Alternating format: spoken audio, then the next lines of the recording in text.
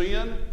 Are you for it or against it? Y'all have heard that over and over again. But we're going to talk about sin just a little bit tonight, and some specific sins that maybe we don't think about as often as other sins. Let's think about the word sin for just a moment.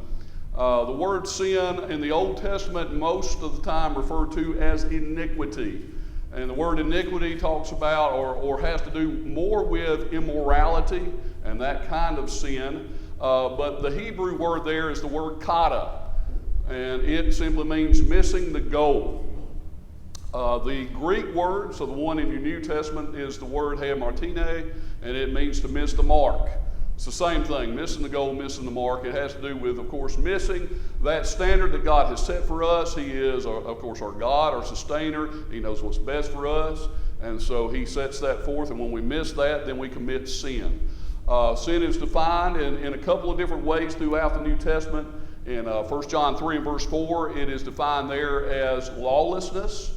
So God sets the law for us. When we go against that, that's lawlessness, of course. 1 John 5 and verse 17 is another passage that says that sin is unrighteousness. And so righteousness is God's righteous standard. Rightness is how you can define righteousness, I guess. And to be unrighteous, of course, is to not be righteous. And so that's what sin is.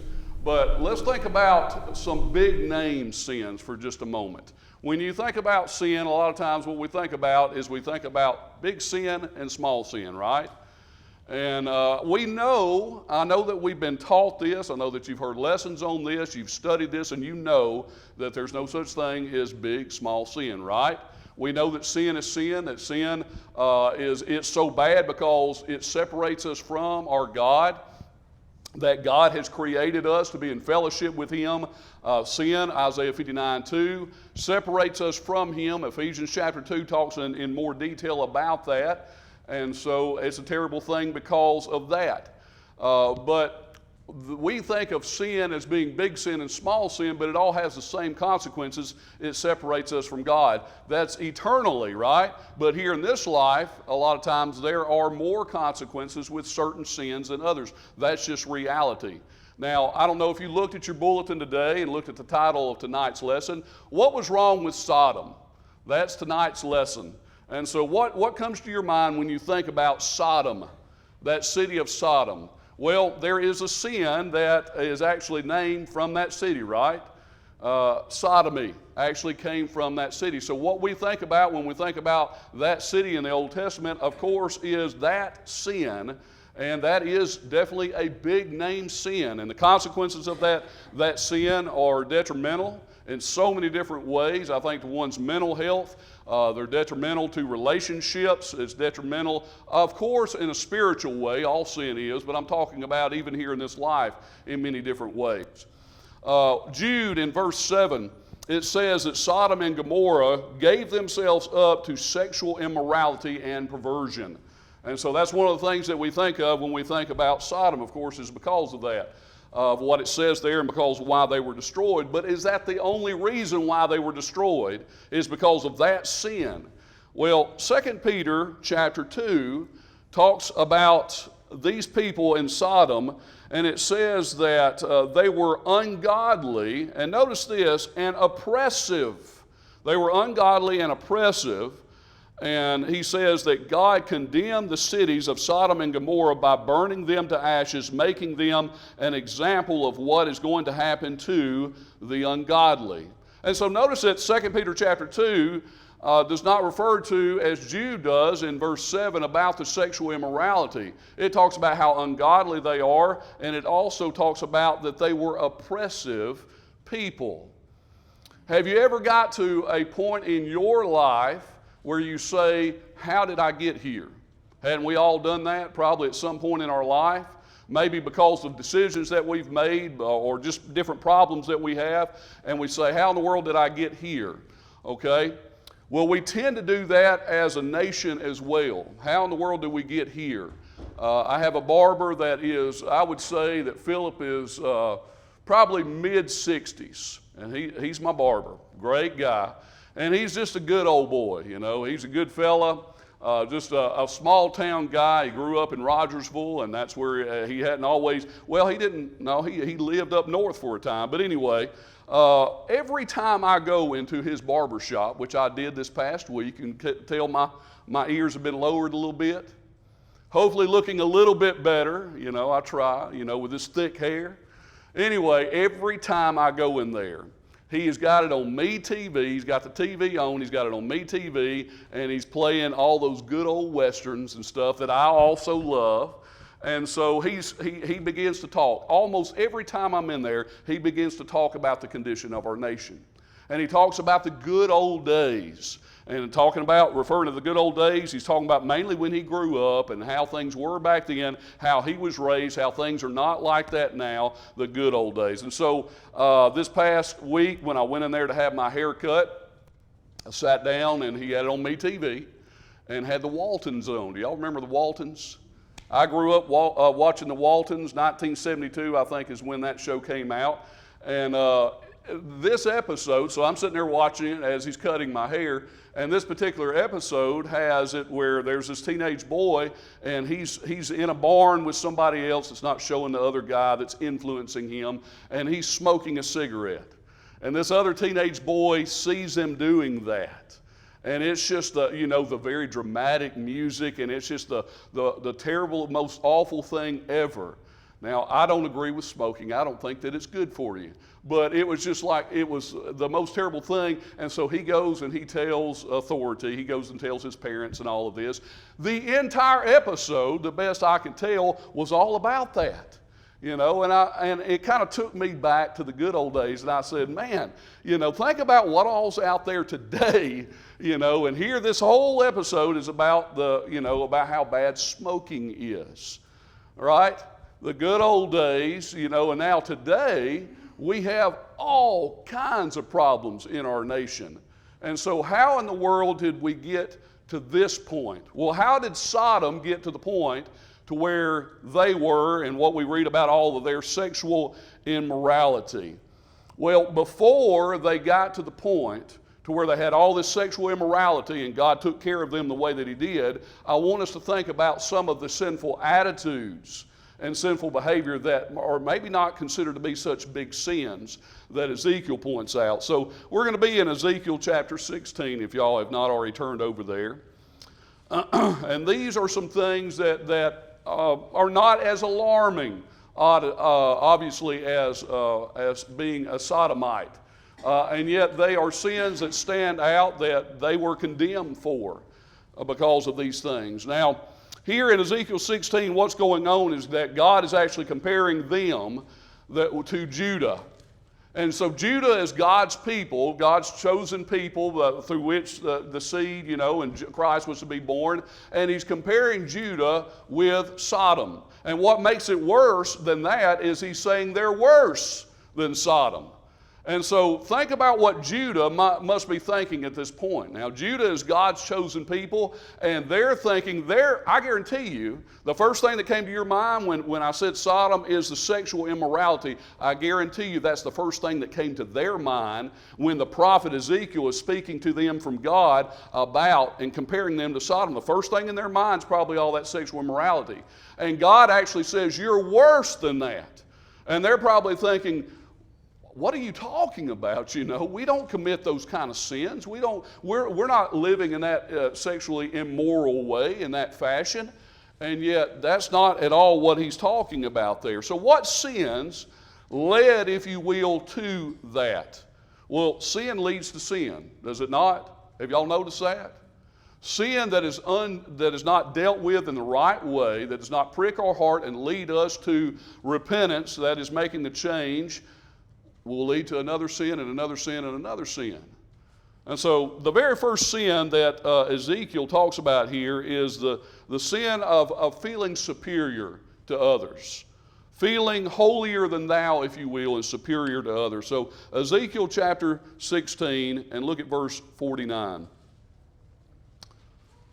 God speaking to His people Judah, and He says, look, this was the iniquity of your sister Sodom.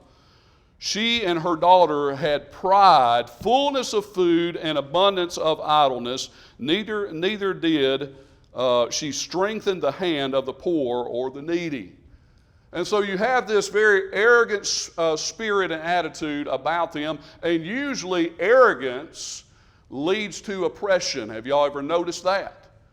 And so a lot of times when people think that they are holier than thou, that they are better than somebody else, and they begin to oppress the people that they think that they are better than.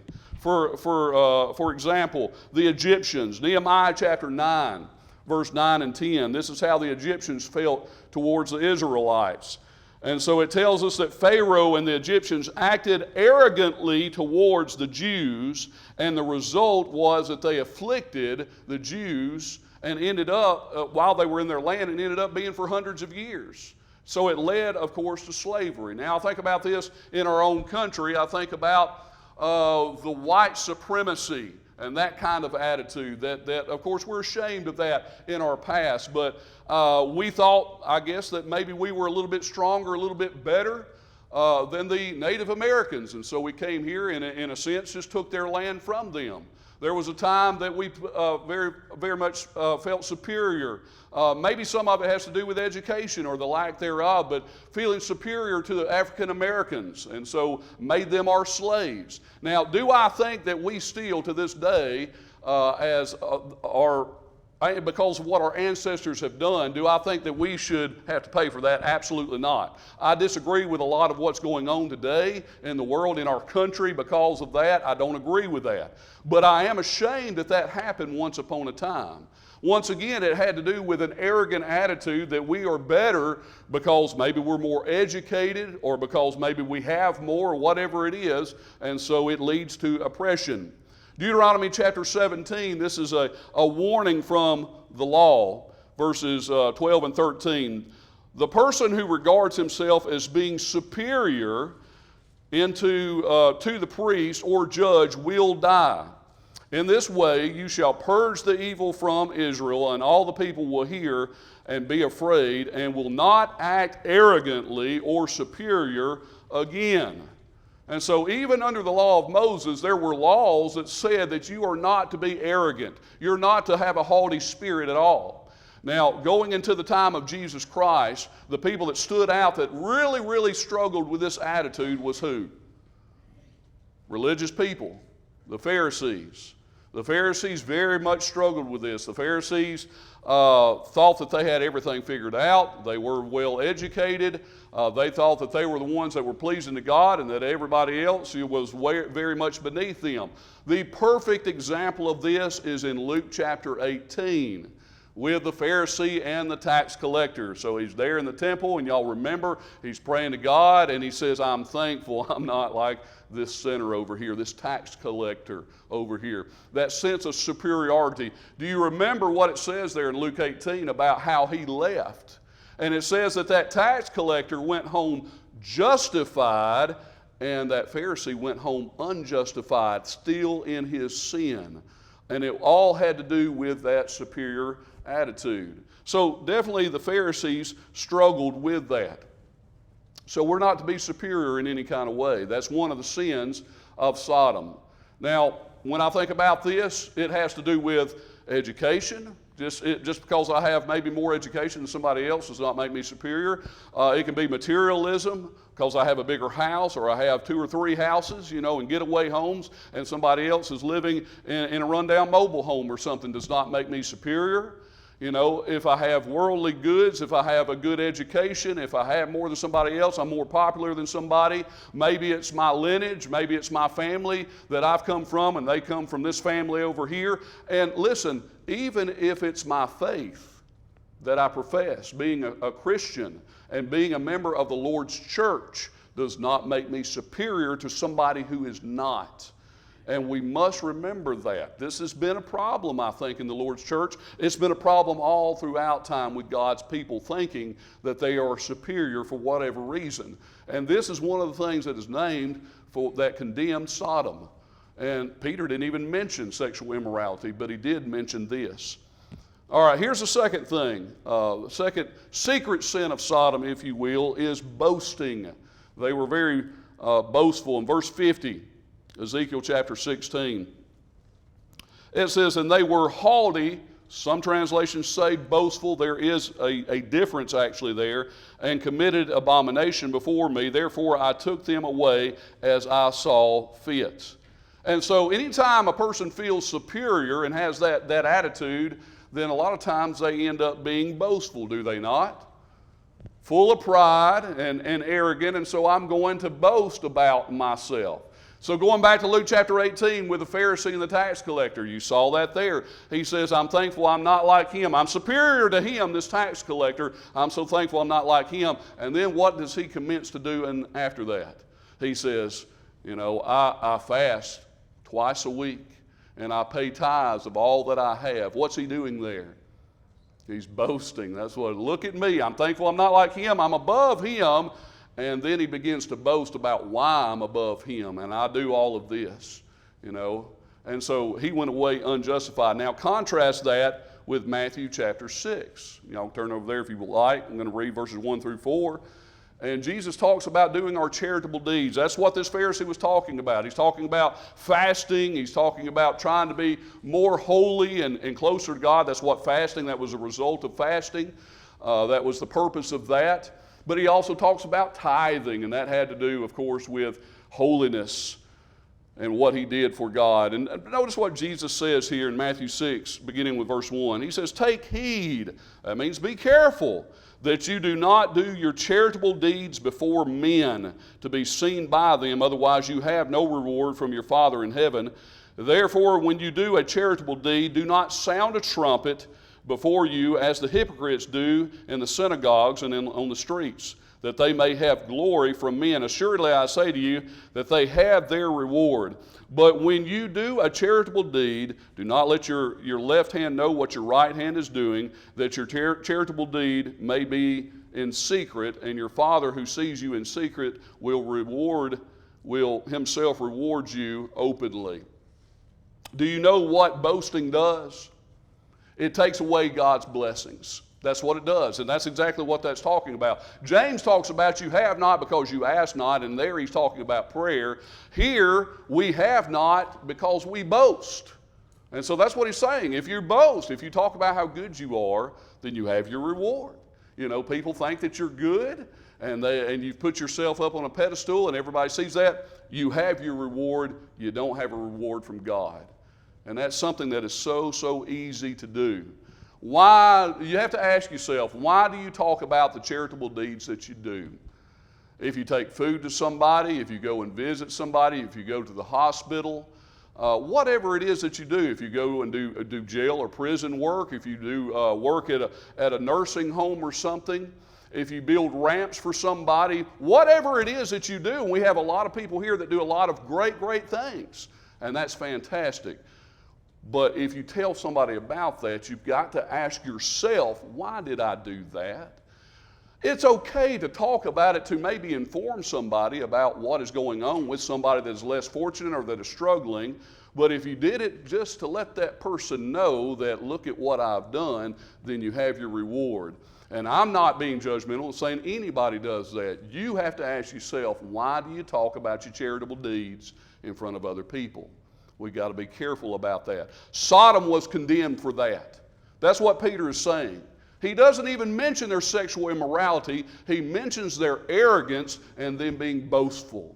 And so these are things that we have to watch out for. The third thing here is also found in verse 49, and that is they had fleshly indulgence and could never get enough of that appetite. Verse 49. He uses the phrase, fullness of food and abundance of idleness. Now, the New American NIV says, overfed and unconcerned.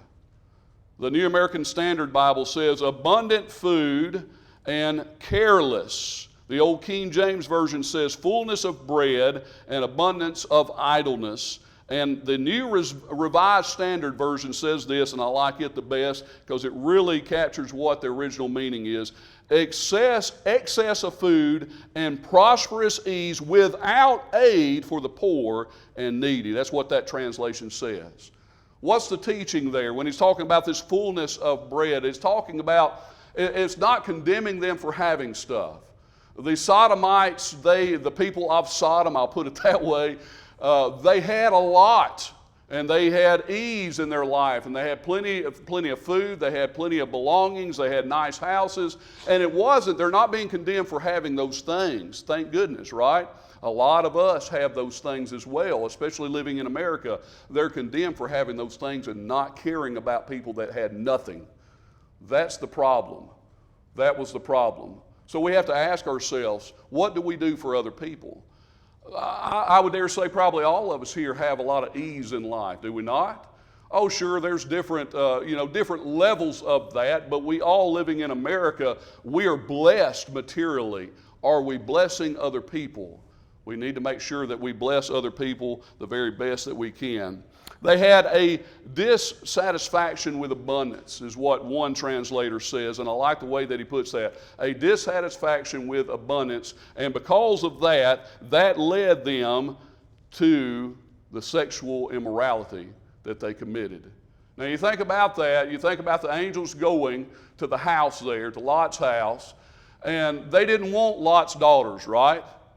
That was something that they had before. It was something that was normal, and they had excess of that. They wanted something different. And being dissatisfied with abundance leads us to wanting things that are unusual a lot of times. And I would dare say that's where we are in America today. What do you think? So going back to the question that I asked before, what happened? What in the world happened? How did we get here?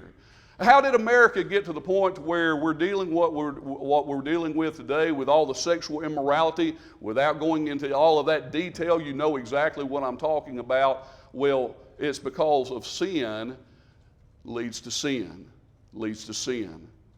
Sin that is undealt with. When we have abundance, when we have all that we want, when we don't seem to see sin for what it is, then it leads to more and more sin. And so both Peter and Jude, and especially Peter here, warns us about that, to not have these attitudes. Sin is a terrible, terrible thing, is it not? Oh, it's a lot of fun when we're committing it sometimes for a very short period of time, but its end result is a terrible thing. So aren't we thankful that we can have forgiveness of sin? Doesn't it feel good when you mess up? And we all still do, and I mess up. I remember preachers years ago would say, I mess up every day, and I sin every day. I don't know if I sin every day. I would like to think I don't sin every day, but I certainly mess up a lot. And it's so nice to think that if I just confess that sin, that's what 1 John 1 and verse 9 says. If I confess that sin, he's what? He's faithful. He's faithful and just to forgive me of that sin and to cleanse me of that. And that's a wonderful, wonderful feeling. Can we help you with anything this evening? If so, let us know while together we stand and sing.